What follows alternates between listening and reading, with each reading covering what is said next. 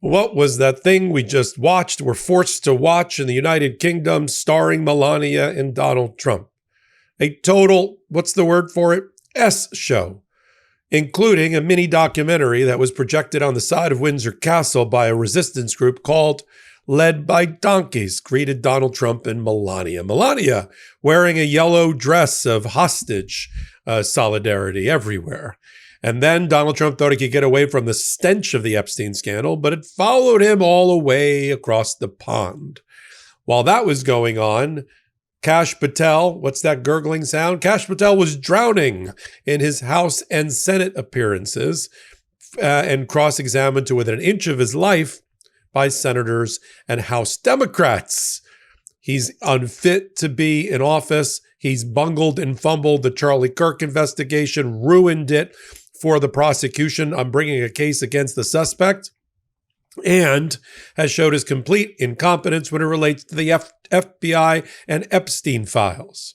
Remember, he was a right-wing podcaster who swore an oath and allegiance to MAGA that if he ever got into a position of power, he would release the Epstein files and get to the bottom and drain the swamp. How's that going for him? Not well. And we cover it on Legal AF, the podcast, and here's a clip. Let's kick it off with Epstein, the stench of Epstein scandal, rocking Donald Trump's and ruining Donald Trump's royal visit.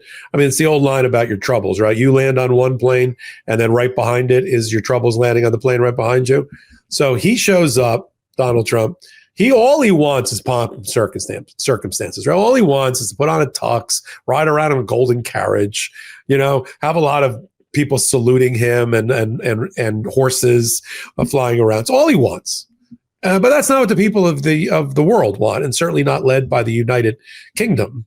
And you had sort of this interesting split screen because you had the protesters in the street of London, and which we'll show in a minute. And then you've got at the same time at Windsor Castle, where I'm sure the king and queen decided. Have you been to Windsor Castle? I have. Yeah, pretty incredible. Quaint little town. But I'm sure they picked it for security reasons because they just wanted to not have the protest out in those little narrow streets around Windsor Castle. But led by donkeys, a resistance organization, had other ideas. And I'm going to show you the clip now of what greeted Melania and Donald as they arrived, so to speak, at Windsor Castle. A little mini documentary. Let's play it. This is Windsor Castle, home of the British royal family, where Donald Trump is staying during his state visit. And this is a film about Trump's relationship with the world's most famous pedophile, Jeffrey Epstein. Their friendship goes back to at least 1992, when the two of them are filmed laughing together. Trump can be seen making friendly conversation with Epstein in between clips of Trump smiling and dancing with a group of young women at his Mar-a-Lago resort in Florida. The following year, they attend a cafe opening together. And a month after that, Trump invites Epstein to his wedding.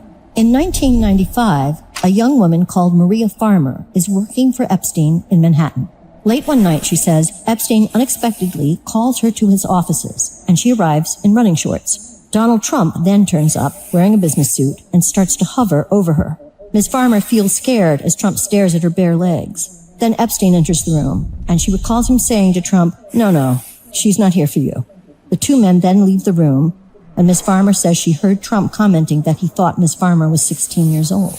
She says she later reported the incident to the authorities. Trump denies he was ever in Epstein's office. 1993 to 1997, Trump takes at least 8 flights on Epstein's private jet, according to flight logs released by the U.S. Department of Justice. The plane is later dubbed the Lolita Express, a reference to the character in the Nabokov novel by the same name, a 12-year-old child who is sexually abused by an older man. 1997. Trump and Epstein are seen together at 2 Victoria's Secret parties and are photographed together at Mar-a-Lago. The same year, Trump gifts a book to Epstein with the dedication, To Jeff, you are the greatest, Donald. 2000. A 16-year-old girl, Virginia Giuffre, is working in the spa at Trump's Mar-a-Lago resort. There, she is recruited by Epstein's accomplice, Ghislaine Maxwell, to work as a personal masseuse for Epstein. The teenager will soon become, in her words, a teen sex slave and will endure years of sexual abuse. I was recruited at a very young age from Mar-a-Lago, and entrapped in a world that I didn't understand. 25 years later, Trump will acknowledge he was aware that young women were being recruited from Mar-a-Lago by Epstein. Are some of them young women? Well, I don't want to say, but everyone knows the people that were taken. And it was the concept of taking people that work for me is bad. But that story's been pretty well out there. And the answer is yes, they were. All right, we could play the whole documentary, but what an amazing free expression there in the way that the British have greeted Donald Trump. Karen, you have a background in being a sex prosecutor. What was Donald Trump trying to accomplish by going to the UK for a formal dinner while the Epstein scandal still swirls behind him? The split screen of Kash Patel being grilled within an inch of his life in Congress while he goes off, and then tomorrow meeting with Prime Minister Starmer, who has his own Epstein problem because of an ambassador that was best friends with Epstein as well. What did you make of all this? Look, I can't pretend to understand why Donald Trump does what he does and really spends our taxpayer dollars while at the same time creating Doge and firing public servants who are experts in certain areas under the guise of we have to save money. Meanwhile, we pay millions of dollars of taxpayer dollars to fund his security and his trips and his obsession with the royal family that he's kind of always had and wants to be king, frankly. And so I think part of me thinks he was doing market research of what it's like to be a king and what are the trappings that he wants to have. But I'm sure you will tell us, Popok, that there is some kind of deflection that he is doing by going there, because I can't think of any diplomatic reason for him to go at this time and to be there instead of all the things that are going on here in this country or trying to stop the wars that he keeps promising he's going to stop, like the war in Ukraine or Gaza, what's going on there. You know, he famously said he's going to take care of all this, but instead of doing that, he's off gallivanting and meeting with the royals. So I don't have a theory, to be honest with you. I'd love to hear your thoughts. Yeah, I think it's, I don't know when this was exactly planned. This is his second time going to the UK. By the way, at the same time, I just read that the Scottish golf course, Turnberry, that Trump owns, is being cited for dumping raw sewage into the water supply of Scotland. I mean, he's been dumping raw sewage on the American voter for a long, long time. But, you know, I think they try to time, my working Popok theory about all this is that they always try to time their events to try to step on what they consider to be bad news cycles or bad news stories for them. There was no reason, for instance, to file the New York Times lawsuit. It has no merit, but it was a slow news day, and they were trying to kind of, you know, Kash Patel had been having a bad go of it off the Charlie Kirk investigation. Pam Bondi was saying stupid crap out loud. The economy is in the crapper. He was losing at Lisa Cook, and then the Lisa Cook issue, and then suddenly, boom, the New York Times gets sued. Same thing here. They're always lining up their calendar, their political social calendar, to try to do damage or step on a bad news story. So I assume when they had planned this, because it wasn't planned overnight, that they thought, well, you know, 6-7 months into my administration, you know, I'll be going over there for my coronation, will I not? But you know, the wreckage of the Trump administration, he's standing on the wreckage of the Trump administration. And he hoped by now that the Epstein scandal would peter out. It hasn't, of course. How could it possibly, given the way he's mishandled it? And, you know, every time he tries to, quote unquote, handle something, it just blows up in his face. I mean, Charlie Kirk, the death of Charlie Kirk and the aftermath of the attack on 60% of the American people, calling them like basically the killers of Charlie Kirk, and then throwing the keys to J.D. Vance to let him host a political rally masquerading as a podcast from the White House with their first guest, you know, the Ed McMahon of the podcast, Stephen Miller. I mean, this is amateur hour. This is a shit show that we're watching.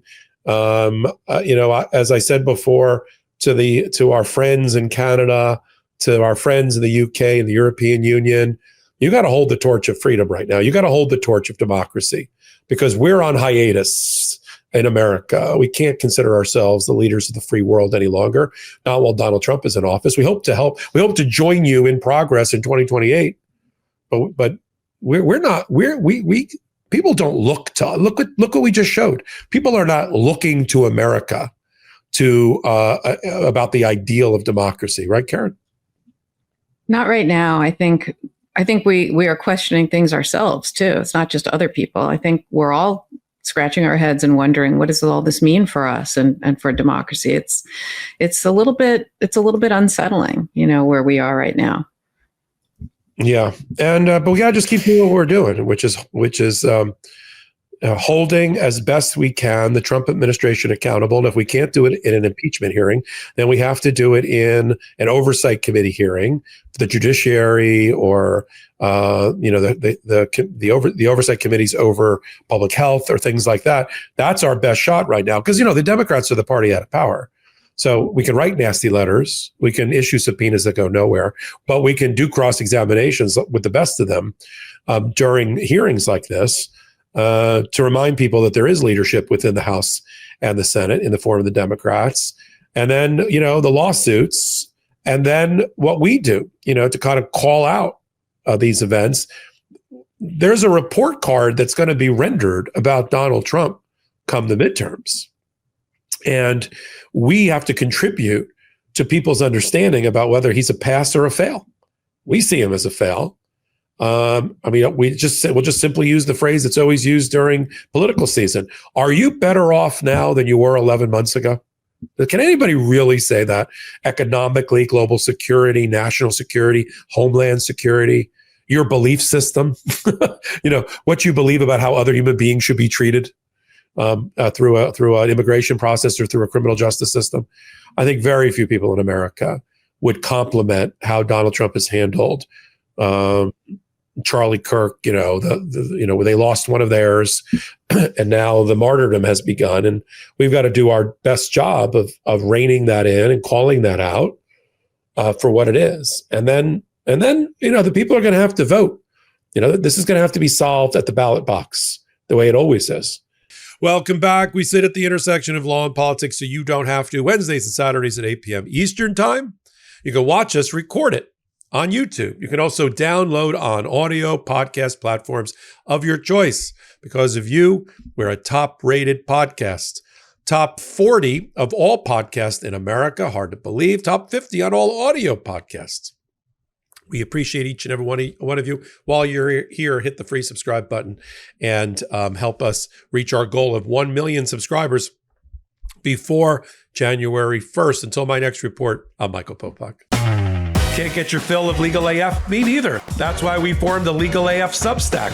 Every time we mention something in a hot take, whether it's a court filing or a oral argument, come over to the Substack. You'll find the court filing and the oral argument there, including a daily roundup that I do called, wait for it, Morning AF. What else? All the other contributors from Legal AF are there as well. We got some new reporting. We got interviews. We got ad-free versions of the podcast and hot takes. Where? Legal AF on Substack. Come over now to free subscribe.